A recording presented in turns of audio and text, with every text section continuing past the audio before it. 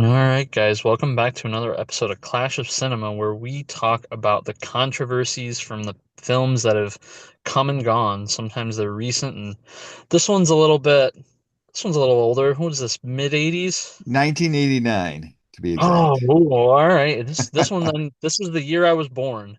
That Oh, that that interesting. sets the tone for my entire life, I guess. Which, Uh, yeah. yeah, so this was a movie that was, I would say, a long time in the making because the character was introduced in 1974. Hmm. Took him a while to finally get to the big screen. This is the first adaptation of this character, too. This Hmm. had never been done before because he was always one of those characters I think that a lot of studios were afraid to kind of touch. Hmm. uh, Especially in this, because again, again for the audience to let you know, we're talking about The Punisher from Yeah, 1989 with Dolph Lundgren, it's Lundgren. and Yeah. so this is comic book movies, and comic book movies were for kids Hmm. essentially, because like Superman, that kind of stuff was what you were. That was the big stuff at that time. Hmm. So Punisher is a very grittier character. He's much darker, more grimmer. He's more adult themed. Um, and so that was something that a lot of studios didn't want to touch. So I think that was, one of the things that took so long for this character to really get adapted, because he And first appeared in was Spider-Man 129 in 74, yeah. created by Jerry Conway. Hmm. Um, and from there, he didn't get his own solo series till the mid 80s. It was around Hmm. 85-ish, I think. Yeah, and even that like was like a planned mini. I think they had like a Hmm. 4 issue mini, and then they Yep. had another one that was supposed to be a mini that actually just it extended into an ongoing. Yep. That's correct. Yeah, Um, because it was originally, yeah, it was supposed to be that mini, and then yeah, they kept going because it was popular. The character just took off. yeah. One weird thing that I noticed about this movie too, and I'm not sure if this is part of the controversies of the time when trying to adapt comic book films, especially if we're assuming that most of them people felt like they were kid related. Mhm. This film had, from what I noticed, almost zero connection to Marvel. They made Yes. no references to anything. They did as much as they could to kind of repaint things that we might have had with a Marvel bend to like normal world. Like there's villains in this movie that are, like ninja assassin types, and I think Right. it would have worked out great, to have them as the Hand. Um, Yes. Yeah. And that I mhm, thought that because that's a big Wolverine thing where he mhm, fought the Hand, and I'm like, they kind of had that, mhm. sort of thing here, but they didn't go with it. Yeah, and yeah, no, I mean, and they went with the Yakuza, and which I mean, Yep. I'm sure they exist in Marvel too, but it's like at a certain point, if we're gonna adapt something Marvel related, you might as well use the existing Oh, stuff you've got. absolutely. So Absolutely. Yeah, and that starts with the first big controversy of this film was that they did not put the skull logo on the I costume. noticed that also, and we weren't even living in a time yet where that had gotten controversies associated to it. So, Correct. Yes. Well, the director is Mark Goldblatt. And mhm. he's probably a name you may know, maybe not. If you're I a feel big like I've filmer, heard it. oh, Hmm. you have. This he is a world-renowned editor, an Oh, okay. Academy Award-winning editor. He's done Terminator 2. He's done True Lies. Like James Cameron used him quite a bit. Okay. He's done Tombstone. All these really great movies. He was the editor for. So this is the one time he really came out to direct something. And Yeah. he came out and said, I don't want to use the skull logo. He said he felt like that. He wanted to kind of make him just very plain, like just kind of dark and just Which blended in with the background. which makes you wonder why we even bothered to call him the Punisher. I mean, you literally could have just Right. you could have changed the name, the Avenger, the Vindicator, the whatever. Nobody would Yep. have known the difference, You're you know. 100% right. And the Mhm. director has come out and said he did regret that decision. He said that's probably one of the things that hurt the movie more than anything was because people couldn't really, tie Relate. that character with the Punisher. Yeah, he was not Hmm. the Punisher really. So like, it was Hmm. one of the downfalls that he definitely admitted to with that film. This was at a time when New World Cinema owned Marvel, which was a Roger Corman company. We did tackle Of their course it was. Fantastic Four, their Fantastic Four film that they made. But this was um at a time when, New World, they were always about doing those lower budgets, trying to put something out that was really lean and very simplistic, and it had a quick return on the dollar. Yeah. You invest low, you get back, you return high. Um, Yeah. so when this came out, it was planned for a theatrical release, but it didn't make it. It didn't get a full theatrical planned release. It wound up going straight to video, um, which it did fairly well. The rentals were good. They got a good return on the budget. They planned Yeah. a sequel. The studio that because New World changed hands at one point, or and they were not interested in theatrical sequels or anything like that. They were just like, let's do cheap, knockoffy type movies. Like, if it's Jurassic Park, we're gonna make our own Jurassic Park type movie. That type of that was what they wanted to do. Mhm. Dolph Lundgren did not want to reprise the role. He was disappointed with the results of the film. Much like Masters of the Universe, when he did that, he didn't care for that movie either. So he was not willing to come back to be Frank Castle again,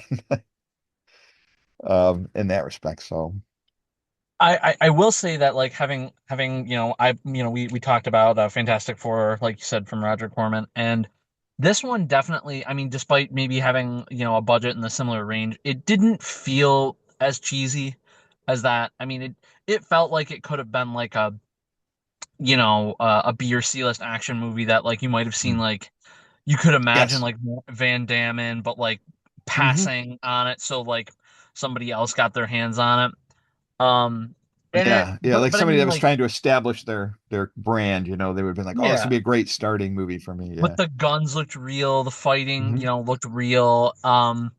It, you It know what I and mean? that Like, is another controversy. yeah, well, The because they use, fighting, the reason the fighting looked real was because it Mhm. was. There was Okay, full who? contact in there. They decided in this film that they did not want it, they wanted realism with that. So they hired Kyokushin karate champions to do this. Okay, And they have a sense of honor that will hmm not allow them to fake the fights. So they have to actually contact and connect with people. So that the fighting was real. They were really hitting each other. they basically said to the other guys, "Get good if you Yeah, don't want to yeah, get hit." yeah, yeah, exactly. Because it's gonna be full on, contact. And I know that Dolph Lundgren's familiar with that because he's done that in some of his other movies. He's actually physically hit people when he's Yeah, fighting. and I mean, Uh, like he you know, probably was a fine choice to having to deal with like real sequences like that. mhm. Um, I I had mixed feelings about the the thespian sidekick. I think on the one hand he was funny, but like on the other hand, thinking about like Punisher normally having his like chip guy in the chair Right. kind of Yep. guy, and this guy's just like begging at bars, hoping he overhears stuff Hmm. and doesn't get before he gets thrown out. And I'm like, this Hmm. business model isn't great. No. He had the information because the movie wouldn't move along if he didn't, but there are Right. many reasons he shouldn't have. Yeah. Um, The most that character should have been used at, there should have been the Chip character. And this guy mhm. would have been sent into a bar to put a microphone or something somewhere, Yeah, yeah, planted in there. like That would have been more yeah, effective. part of the guy in the chair apparatus, for lack of a better term. Um, Mhm. what was I gonna say?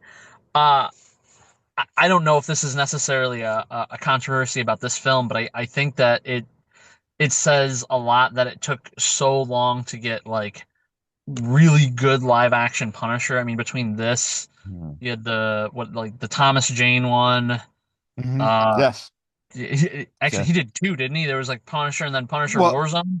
yeah, but Jane wasn't in both. He was only in the Oh, first one. Then they recast him for the second one, and now we got John Barenthal as a And it wasn't until Daredevil and Barenthal were yep, we were like, oh wow, this is great, and yeah, now people are chomping at the bit for more.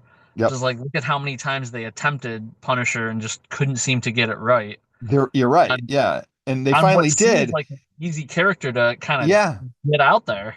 I'm glad that they're sticking with John Barenthal because when they actually did the series and the series did well, it's like when Mm-hmm. the Netflix thing changed hands, they weren't like, hey, let's drop it and start over. They're like, let's continue with this guy, like we do with Yeah, Daredevil. This is a better idea because now we can see the evolution of this character still grow.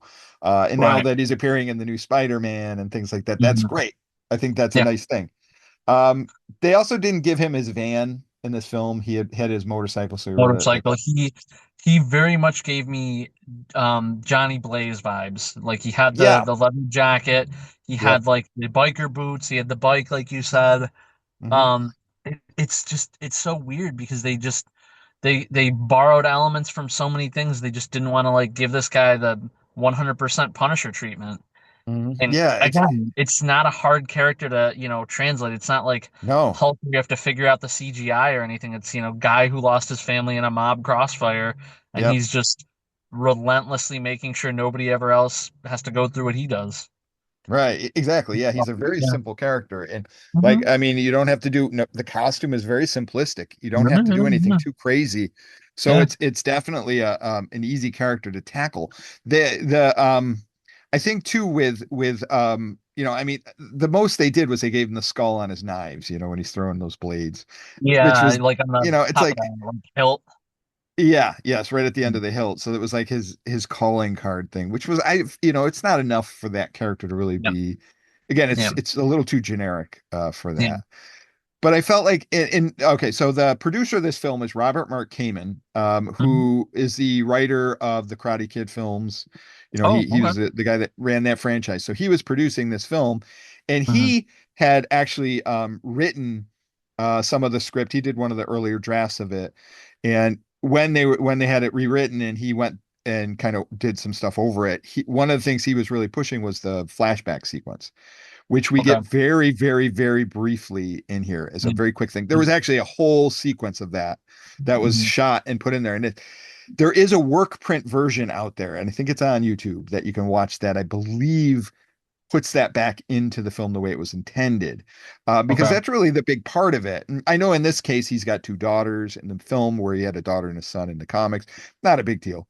Um, and it was still a mob hit. It was just done with a car bomb as opposed to the crossfire. Um, Mhm. but I think the origin of this character is essential to why he is so Mhm. the way he is, and only seeing it in a short clip, I don't think gave us that attachment to you know what we could have I had.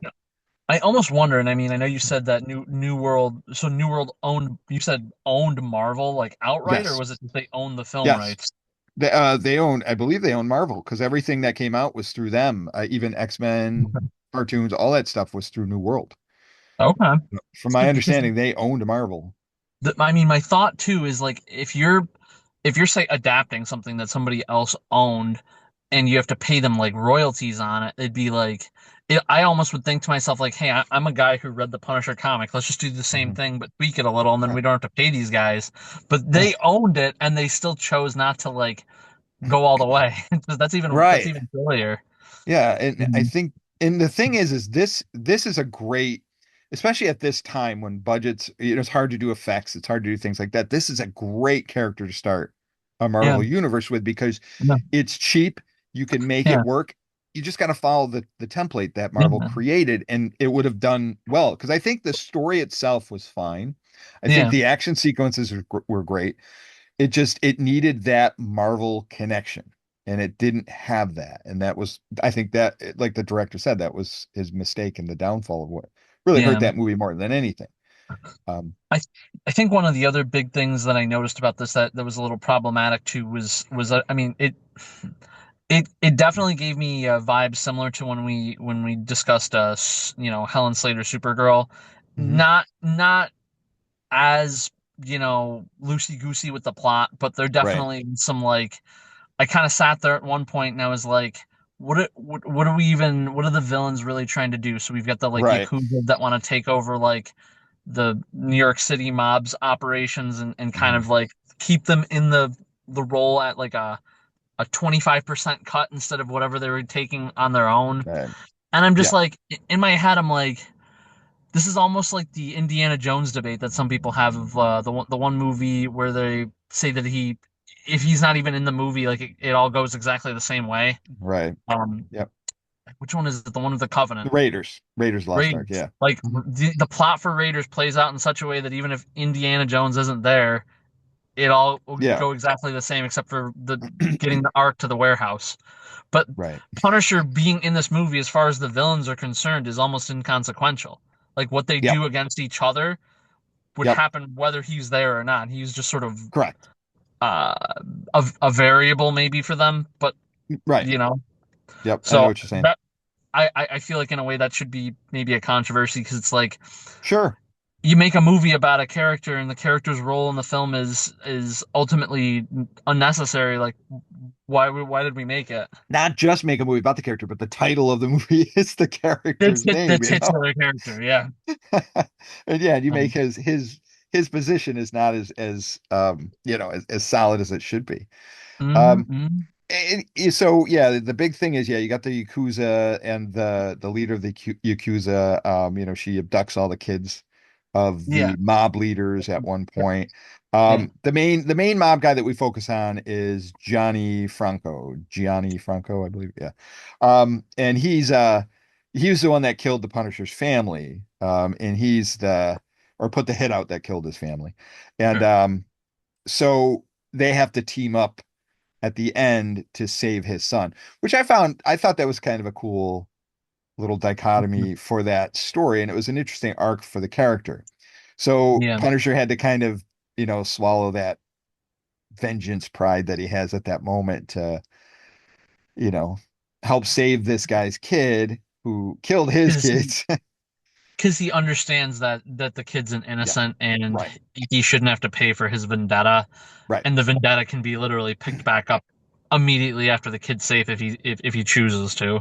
Which, yeah, which to a Mhm. degree on Franco's side it was because they had that battle towards the end, you know, the physical battle that they fought each other to, Mm. you know, and the Punisher was, I think, holding back a lot at that point because he didn't want to kill him in front of the kid and he didn't want to do any of that stuff. And I thought that was a really good, Yeah. you know, arc for the Punisher himself. You know, throughout the movie, he's just cold-blooded killing mob people, and which is what he does.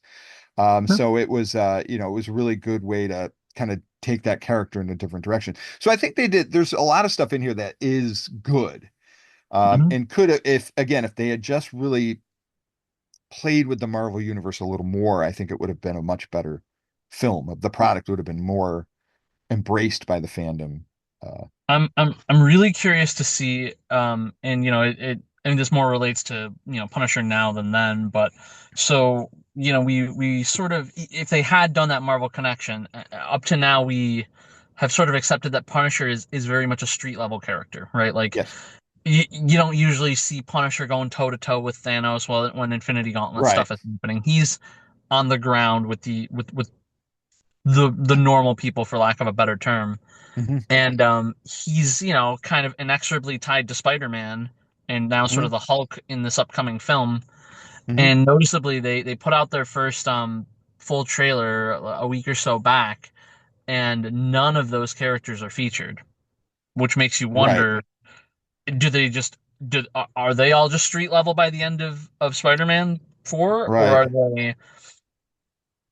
are there connection to Spider-Man who has gone cosmic level when need be, thrusts them into, maybe a direction that we wouldn't normally see those characters. And it's Right.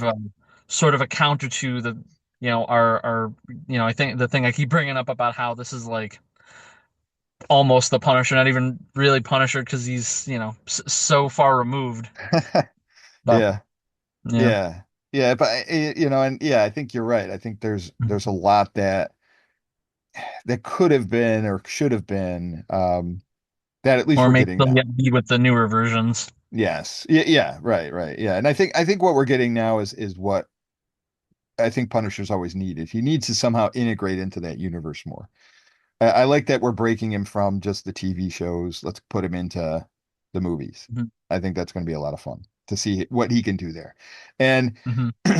I mean, thinking about, you know, the Thomas Jane version, which was again a different take than what this did, and even what the Barenthal Punisher does.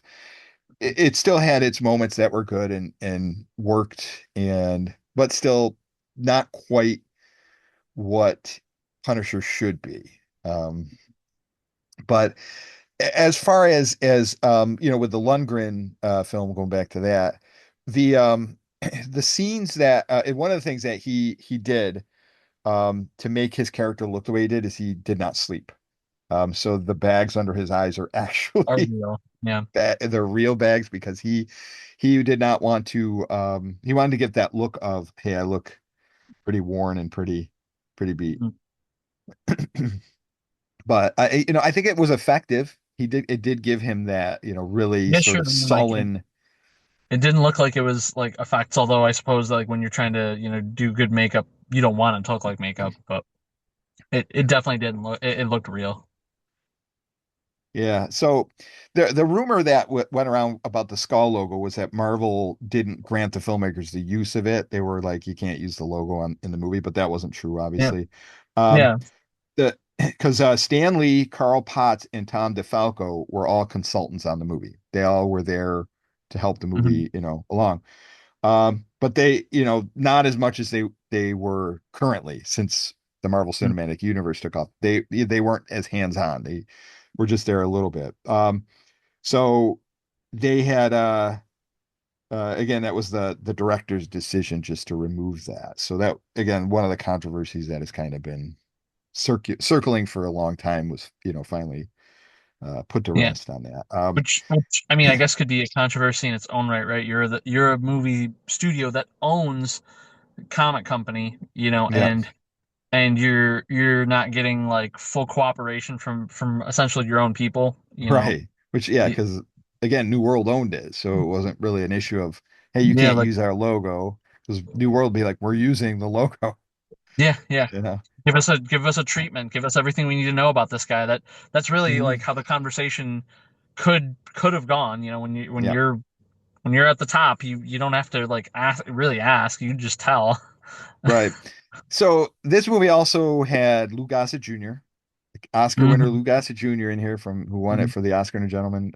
He's here playing former partner of Frank Frank Castle's Basketball. character, who has kind of been searching for him for 5 years. So 5 years have been Yep. how long the Punisher's been doing what he's been doing, Yep. and he hasn't been able to find where he's at or locate him. Um, so the scene in the jail cell where he finally sits down in front of Frank and they have their conversation, that was the first time those two actors met. The director purposely kept them apart. So when they made that scene, it would feel uneasy and awkward. That was the point of that. But like like a genuine type of reaction you might get, Yes. from somebody you haven't seen in 5 years that Yes. would be a thought the other was dead. Right. Yeah. But the two of them became close friends in real life. Dolph Lundgren and Lou Gossett after the Nice. Punisher movie. They did other movies together like Cover Up in '91. So Hmm. they remained close from that. Hmm. Um, so Dolph Lundgren did train in martial arts because he was a martial artist prior to the film. He went back Yeah. to that training for this movie so he could keep up with the karate experts they had that were fighting there. Um, Yep. yeah, so he'd beefed himself up and got into the same weight class that he was in when he was a karate champion. So he Mhm. was committed to that role. So you got to give him credit. I mean, he wasn't just coming in and just saying, I'm Frank Yeah. Castle, No, and I mean like that is one of the good things about this movie is I mean like Dolph Lundgren, kind of puts it all into his roles. So, you know, despite whatever direction he was given or what kind of script he was handed, he did a good job for what he was given. yes, yep. Um, Hmm. so the monologues that were done, those were done by they were written, but Dolph Lundgren had redone them so he could speak more comfortably the way he would speak than the way they were written. So he tried to make it a little bit there. But the prologue that we saw, where it showed Frank as a cop busting the mobster Dino Moretti. He's the guy that got released. Yeah, yeah, yeah. So the one he kills in the beginning, Walked out and said, "Yeah, go ahead, come for me." Yeah, right? Yeah. So and then he uh, does. they there was actually a longer sequence of that. And that Okay. was something that got trimmed up quite a bit. So they did cut out a lot of that. Um, so there's like when Sam, the character there, introduced himself to Berkowitz, she mentions that they had worked together on the Moretti bust, and she Mhm. says I was a hooker. That was actually part of the. There was a whole scene about that. Oh, okay. So I there's mean, things like that were kind of changed. honestly, knowing that it existed, or, could have been in there and wasn't used, I don't think that was terrible, only because he ends up, like he's like sort of like the lead in to show what the Punisher's capable of, but he doesn't really factor into the rest of the film. So if they did a lot of build up on a character that's going to be gone 5 minutes later, Yeah, I get it, you know. yeah. The original choice for the role of the Punisher was Oh, Christopher Lambert, who was the Highlander. mm, So mm. he was their original choice. Yeah, I don't know how that would have if Yeah, it I'm would have not, worked. I'm not sure. I think that I do like Dolph Lundgren as a Punisher. I feel like he fit that character very well. Hmm. He looked the part, he played the part well. He seemed to, hold his own there. And I think that would have been, I don't know if Christopher Lambert would have had it. I don't know if he's got that same sort of. I I think that Dolph Lundgren played a better Punisher than he did a He-Man. I would agree. I'd Yeah, agree with that. He definitely had that. He felt yeah. more of this character than he did that character for sure. Because Um, his He-Man felt more like a Conan, yes, which he you're probably right. would have been good. He probably would have been good for Conan, but You're right. And I think that's what he wanted was more of that type of yeah. vibe with He-Man. At But which point He-Man we all is looked at him and said, "There's already a Conan. We don't need another Conan." right. We want something a little bit more kid Mhm. friendly because these are toys. Right.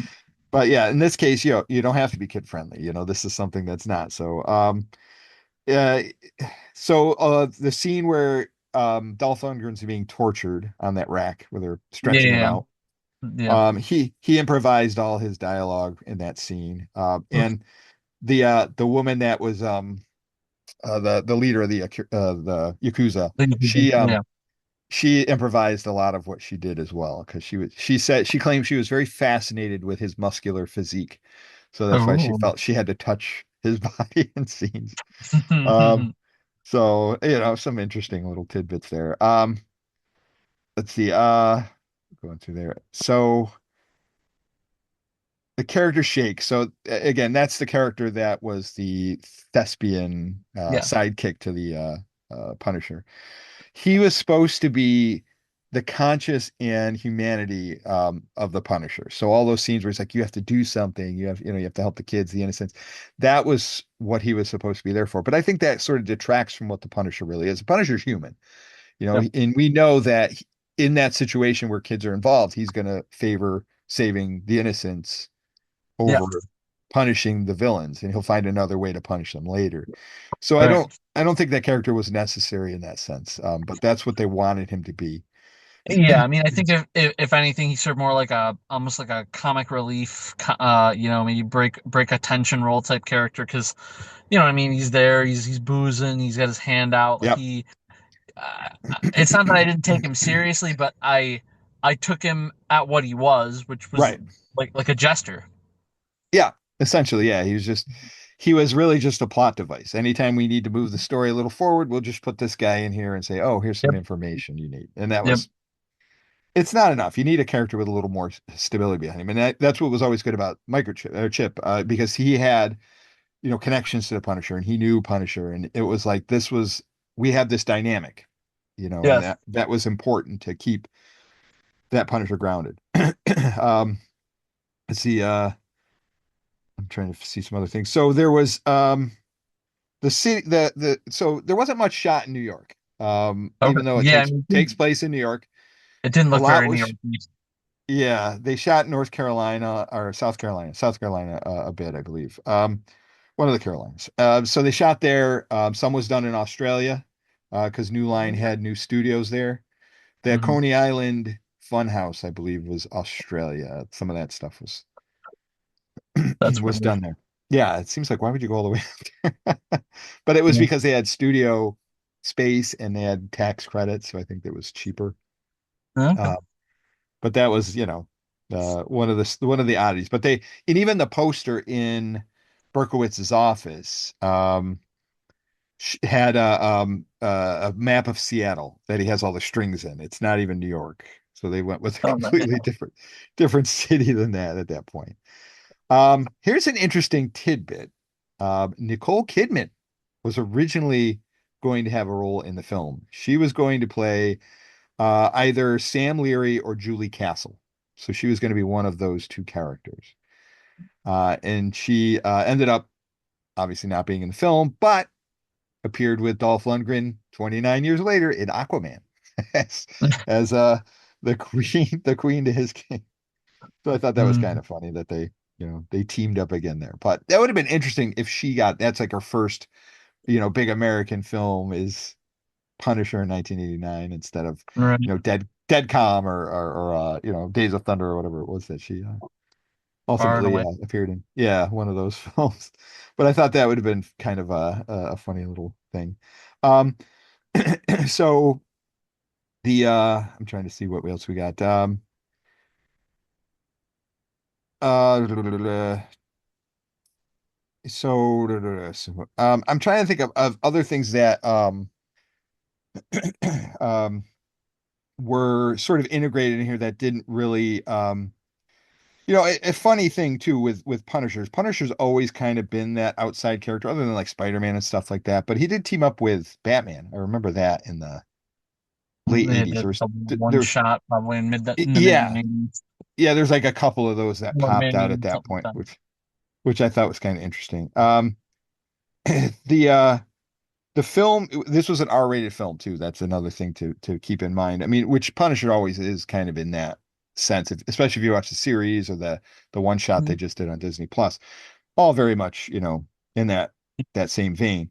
Um, when they did a screening of this at Comic-Con in 1990, 89 or 90, I believe. Um, yeah, they did. They screened it in 90 because they screened it along with the pilot episode of The Flash at Oh, that time. So damn as they should. so this was actually that was the one time it got screened Mm, um theatrically during that time. So it was, it had kind of it didn't really from there it didn't really get the love that it should have gotten, I guess, mm, from the fans at Comic-Con. Steven Seagal was interested in playing the Punisher. This was at a time when he was at his height because he had just yeah. really started his whole action franchises and things like that. So he was doing what he was Do doing. we do we know what the decision ultimately was behind why this was shelved from theaters and just VHS and I think that was New World's decision mostly. I think they were more interested in straight to video product, not theatrical stuff. They didn't care about theatrical runs. They really wanted stuff that was going out. And this wasn't the first time it happens, and probably won't be the last time we tackle this. Obviously, we talked about Fantastic Four, but there was Captain America that came out around the same time, not making it into uh, cinemas either and going direct to video. But that was their kind of their business plan. They just felt like everything should have been I mean, that it that was just sort of their model. I guess the obvious thought to my mind is just like why not both? You know what I mean? Like it doesn't seem Right. like it had to be one or the other. Right. And I think it could have, even if it was a limited theatrical run, it could have had a decent, return from Mhm. that. But there was a sequel plan. They had mentioned it when they were doing different cons around the world and talking about it. They had said the sequel was in the works. Okay. Again, just like Masters of the Universe, it didn't come to fruition the way it should have. There wasn't like Cyborg was the result of a master sequel that didn't happen. This one didn't have anything. It just fell apart. Didn't happen. So they just kind of left it out. But I would have been interesting to see where they could have gone with it. Maybe they said, "Hey, let's put the skull on him. Now he's going to have that. And now he's going to be this type of character or something like that."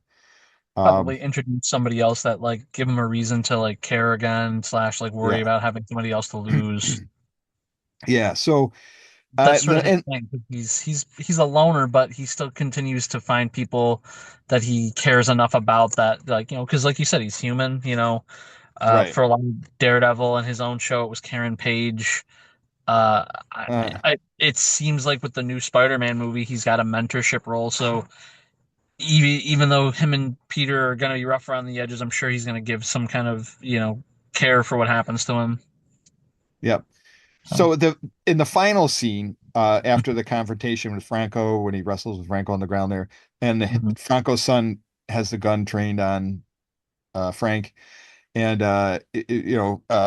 Punisher goes and puts the barrel of the gun right to his forehead and says, "Go for it, shoot me, this and that." There was apparently a longer cut of that had him being much more forceful on for getting him to shoot him, like really pushing him to shoot But him come at that on, moment. shoot Yeah. me! Yeah, I Yeah, believe something, yeah, but they trimmed it down for the theatrical cut because they felt that was a little too too much, I guess. yeah, Um, so, but there is, so this movie is an hour and 28 minutes. It's fairly lean. yeah. The other cut, the work print cut, was about 10 minutes longer. So about an hour and 38. So Still there's pretty short. 10 minutes shaved out of what they originally planned. Yeah, I still feel like that's short for a movie of this caliber. Usually, you're going to see something closer to 2 hours, at least over an hour and 45, maybe not quite 2 hours, but around hour 45, hour 50 would have been more Yeah. in line with what they normally do with these types of films, especially during that decade. But Marvel really at this time, late 80s, really wanted movies out there. That was their big thing. And this continued through the 90s, obviously. They really, really, really wanted to get movies made of their stuff. DC was ahead of the curve at this point, obviously Superman, Supergirl. They were not that all those were great, but they were, Batman was hitting in 1989, was a big box office hit. They were feeling they were left behind. They were having success on the small screen. They were having success with their animated stuff. Spider-Man is Amazing Friends was popular, and ultimately X-Men animated series, Spider-Man animated series all came out and were huge successes. Um, but they could not crack that code. So they were really, really trying to, and that was the hopes with teaming up with New World. Mhm. Which is kind of funny because you think this company would, with the properties they have, would have attracted somebody. I know at the time Disney didn't have the funds to buy Marvel or any of that Yeah. stuff, or the capabilities to make the movies like they are now. Yeah. But somebody like Paramount or Universal or somebody certainly could have. And even when James Cameron came in and was saying, I want to make a Spider-Man movie, that should have been, a green light saying, hey, these studios need to jump in. Columbia, I think at the time, was who did ultimately buy Spider-Man's rights to movies, were the ones Mhm. that were doing that, but they were only interested in Spider-Man. They didn't care for anything else beyond that. But I feel like Marvel really, really tried so hard to do this. The most they were having success with was on the small screen, the Hulk. They had released at this time three Hulk movies. The Incredible Hulk Returns, Trial of the Incredible Hulk, and Death of the Incredible Hulk were their three TV movies. And again, all through New World, everything was New World based. They again just that was the modicum of success they could find, and it really is a testament to their endurance to keep going, to finally find success in '98 with Blade. Their Uh, evolution. yes. So I think all this stuff is important. Despite the fact that maybe this movie is not a great movie, it was important to make. It's a Uh, stepping stone. yeah, I think these all gave us a view of what could be. Mhm. And when we finally get these movies that we're getting now, it's like, okay, this is what we've wanted all these years. We're getting these movies that we'd hoped to have Right. seen for all this time.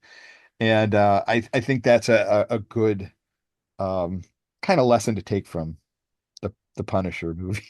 It's that for all the warts and all that it has, the flaws that are there, it's still doing something for that community, for that property, for Marvel itself to try to Right. push them forward to get to where they're hoping to get to, which they do.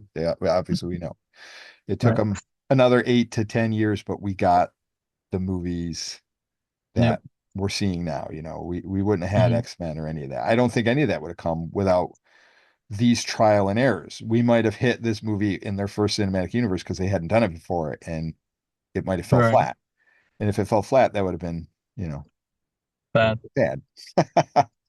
But here we are, we've got a huge universe that just continuously expands, and all thanks to the starts of these little films that could.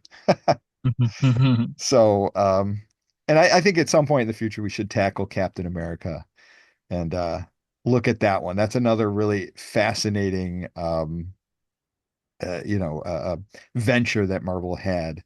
Uh, didn't quite live up to what it should have been.